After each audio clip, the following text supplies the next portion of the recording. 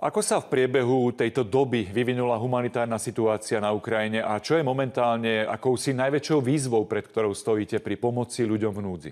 Bezprostredne po ruskej invázii vo februári 2022 sa humanitárna situácia veľmi zhoršila na celom území Ukrajiny. Spočiatku sme samozrejme pomáhali najmä vysídleným rodinám, ktoré vo veľkých počtoch prichádzali do bezpečia na západ Ukrajiny. Zabezpečovali sme prístup k ubytovaniu, k potravinovej pomoci.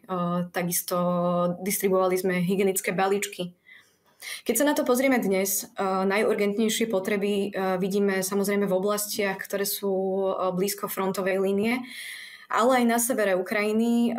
Sú to oblasti, ktoré susedia s Ruskou federáciou a naozaj tieto územia sú denne ostreľované a humanitárna situácia je v týchto oblastiach veľmi zlá. V Charkivskej, Donetskej a Sumskej oblasti sa táto situácia zhoršila natoľko, že tu boli vlastne aj nariadené evakuácie obyvateľstva. A tí, čo tu dnes zostali, sú najmä starší ľudia, sú to ľudia so zdravotným postihnutím, teda veľmi ohrozené skupiny obyvateľov a ten prístup do týchto obcí je často veľmi komplikovaný. Keď hovoríme o evakuáciách, jednou z najväčších víziev, pred ktorou humanitárne organizácie dnes stoja, je určite nedostatok financovania.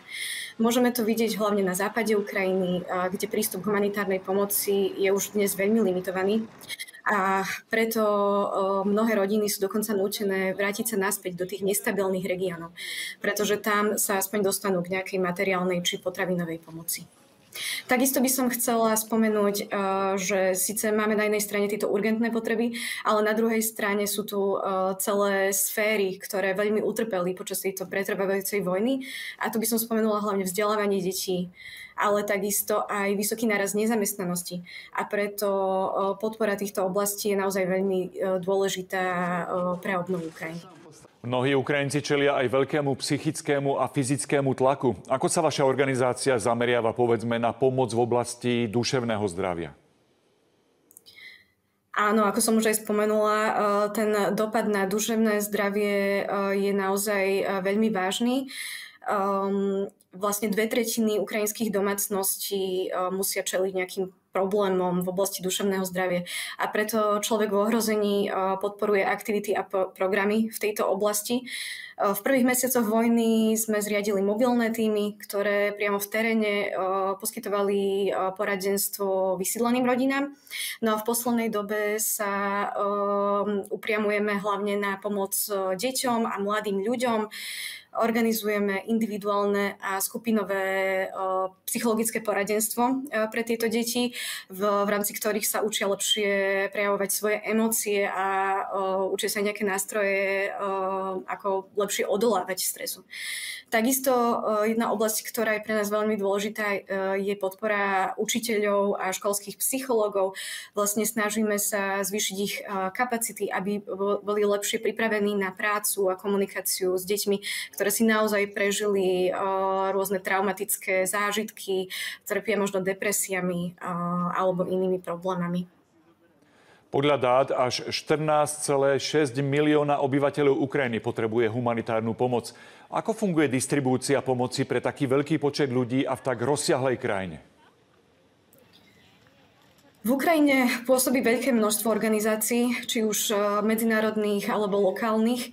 A človek ohrození sa s humanitárnymi partnermi koordinuje najmä na regionálnej úrovni prostredníctvom tzv. Klastrového koordinačného mechanizmu. No a vlastne vďaka tejto koordinácii máme aj prístup k aktuálnym potrebám, máme informácie od štátnej administratívy, vidíme, ktoré potreby nie sú pokryté a prípadne vieme potom presmerovať tú pomoc niekam inám, kde je to viac potrebné. Ešte by som dodala, že takú všeobecnú koordináciu má na starosti Úrad OSN pre koordináciu humanitárnych záležitostí, takže takto organizácie majú prístup k rôznym mechanizmom, aby tá duplikácia pomoci, aby jej bolo zabránené. Ako sa vlastne humanitárne organizácie dostávajú k týmto komunitám, ktoré sú niekedy v izolácii alebo aj na okupovaných územiach? Ten prístup bližšie ako 50 kilometrov k frontovej línii je naozaj veľmi obmedzený, veľmi komplikovaný. V podstate sa neodporúča, pretože aj v minulom roku sme mohli vidieť nárast incidentov, pri ktorých utrpeli humanitárni pracovníci. Jednou z možností, ako pomáhať v týchto nebezpečných zónach, je aj distribúcia cez miestne úrady, miestnu administráciu. Ak sa rozprávame o okupovaných územiach, o tých máme naozaj veľmi málo informácií. No z dostupných dát, ktoré máme vďaka organizácii REACH, vieme, že tá humanitárna situácia je tam naozaj veľmi zlá, až kritická. A môžeme vidieť, že napríklad prístup k zdravotníctvu je tam takmer nulový a veľmi obmedzený. Takisto prístup k nejakým komunikačným kanálom. Nie sú tam pokryté základné potreby, ako prístup k pitnej vode, k teplu, k potravinám či k nejakému príjmu peňažnému. Aké sú najväčšie logistické výzvy pri zabezpečovaní takejto pomoci v rámci Ukrajiny? Logistické výzvy určite súvisia s bezpečnostnou situáciou, o ktorej som práve rozprávala. Človek v ohrození nakupuje všetky produkty lokálne v Ukrajine a takisto spolupracujeme s lokálnymi logistickými firmami. Už sa nám stalo v minulosti, že nebolo možné pomoc doručiť na východ Ukrajiny kvôli bezpečnostnému riziku. Takisto v minulosti boli prípady, kedy sklady humanitárnych organizácií boli priamo poškodené počas útokov.